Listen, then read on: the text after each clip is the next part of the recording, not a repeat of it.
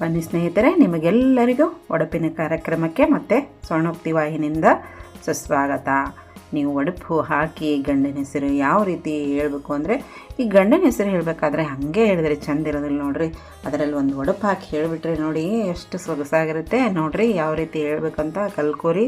ನಾನು ನಿಮಗೆ ಹೇಳ್ಕೊಡ್ತೀನಿ ಹೊಸ ಹೊಸ ಒಡಪುಗಳು ಮತ್ತು ನಾನೇ ಸ್ವರಚನೆ ಮಾಡಿದಂತಹ ಒಡಪುಗಳು. ಕಾಲಲ್ಲಿ ಇರುವುದು ಗೆಜ್ಜಿ, ಮನೆಯಲ್ಲಿ ಇರುವುದು ಸಜ್ಜಿ. ನಮ್ಮ ರಾಯರ ಹೆಸರು ಹೇಳೋದು ಬಹಳ ವಜ್ಜಿ ಆಗಿಬಿಟ್ಟದ್ರಿ ನಮಗೆ. ಇನ್ನು ನೋಡಿರಿ ಎರಡನೇ ಒಡಪು ಹೇಗಿದೆ ಅಂತ. ಕೈಯಲ್ಲಿರುವುದು ಗಾಜಿನ ಬಳೆ, ಅಯೋಧ್ಯೆಗೆ ಬಂತು ಹೊಸ ಕಳೆ. ರಾಯರ ಹೆಸರು ಹೇಳಿದರೆ ಆಗುವುದು ಮಳೆ. ಆಗಿಬಿಡ್ತದನ್ರಿ ಮಳೆ. ನಮ್ಮ ಗಂಡನ ಹೆಸರು ಹೇಳಿದರೆ ನೋಡೋಣ, ಪರೀಕ್ಷೆ ಮಾಡಿ ನೋಡೋಣ.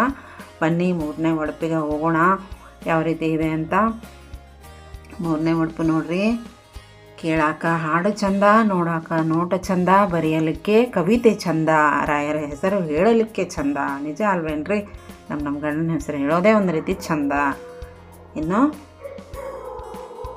ನಾಲ್ಕನೇ ಒಡಪು ಹೇಗಿದೆ ಅಂತ ನೋಡೋಣ ಬನ್ನಿ.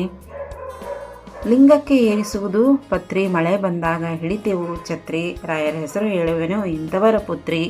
ಇಲ್ಲಿ ರಾಯರು ಅಂದರೆ ನಿಮ್ಮ ಗಂಡನ ಹೆಸರು ಹೇಳಬೇಕು, ಮತ್ತು ಇಂಥವರ ಪುತ್ರಿ ಅಂದರೆ ಇಲ್ಲಿ ನಿಮ್ಮ ತಂದೆಯ ಹೆಸರು ಹೇಳಿ ಒಡಪನ್ನು ಮುಗಿಸ್ಬೇಕ್ರಿ. ಬನ್ನಿ ಇನ್ನು ಐದನೇ ಒಡಪು ಯಾವ ರೀತಿ ಇದೆ ಅಂತ ನೋಡ್ಕೊಂಡು ಬರೋಣ. ಈ ಐದನೇ ಒಡಪು ನೋಡೋಣ. ಹಕ್ಕಿ ಗಿಡದಲ್ಲಿ ಕಟ್ಟುವುದು ಗೂಡು, ಊರಿನ ಹೊರಗಡೆ ಇರುವುದು ಕಾಡು. ನಮ್ಮ ರಾಯರು ಹಾಡ್ತಾರೆ ಅಂದರೆ ನಿಮ್ಮ ಪದ್ಯದೇವರು ಇದ್ದರೆ ಈ ಒಡಪು ಸರಿಯಾಗಿ ಸೂಟ್ ಆಗುತ್ತೆ.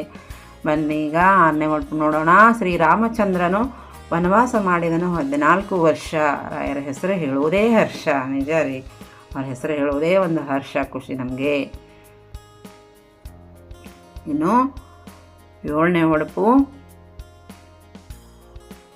ಮನೆ ಹಸನು ಮಾಡುವುದು ಪರಿಕಿ, ಹೊಲ ಹಸನು ಮಾಡೋದು ಕುರುಪಿ, ನಮ್ಮ ರಾಯರು ಮಾತಿನಲ್ಲಿ ಬಹಳ ಬೆರಿಕಿ.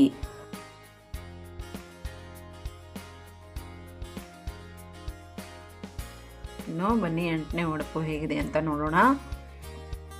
ಹಿಟ್ಟು ಸಾಣಿಸೋದು ಜರಡಿ, ಅವ್ವ ಮಾಡ್ಯಾಳ ಪರಡಿ, ರಾಯರು ನನ್ನ ಜೊತೆ ಆಡ್ತಾರ ಪಗಡಿ.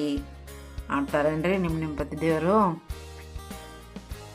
ಇನ್ನು 9ನೇ ಒಡಪು. ನಕ್ಷತ್ರ ಹೊಳಿತವೆ ಫಳ ಫಳ, ಅನ್ನ ಕುದೀತದೆ ಸಳ ಸಳ, ನಮ್ಮ ರಾಯರ ತಳಿ ಝಳ ಝಳ. ಝಳ ಝಳ ಅಂದರೆ ಏನು ತಿಳ್ಕೊಂಡ್ರಿ? ಜಳ ಜಳ ಅಂದರೆ ಎಲ್ಲ ತಲೆ ಬುರುಡೆ ಆಗಿಬಿಟ್ಟಿದೆ ಅಂತ ಅರ್ಥ. ಇನ್ನು 10ನೇ ಒಡಪು ಅಂದರೆ ಕೊನೆ ಒಡಪು ಹೇಗಿದೆ ನೋಡೋಣ ಬನ್ನಿ.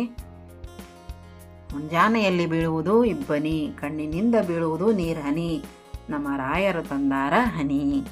ನೋಡಿದ್ರಲ್ಲಿ ಸ್ನೇಹಿತರೆ ಇವತ್ತಿನ ಒಡಪುಗಳು ಹೇಗಿದೆ ಅಂತ. ಇಷ್ಟ ಆದರೆ ಲೈಕ್ ಮಾಡಿ, ಶೇರ್ ಮಾಡಿ, ಕಮೆಂಟ್ ಮಾಡಿ, ಮತ್ತು ನಮ್ಮ ಚಾನಲ್ಗೆ ದಯವಿಟ್ಟು ಸಬ್ಸ್ಕ್ರೈಬ್ ಆಗಿ. ಮತ್ತು ಮುಂದಿನ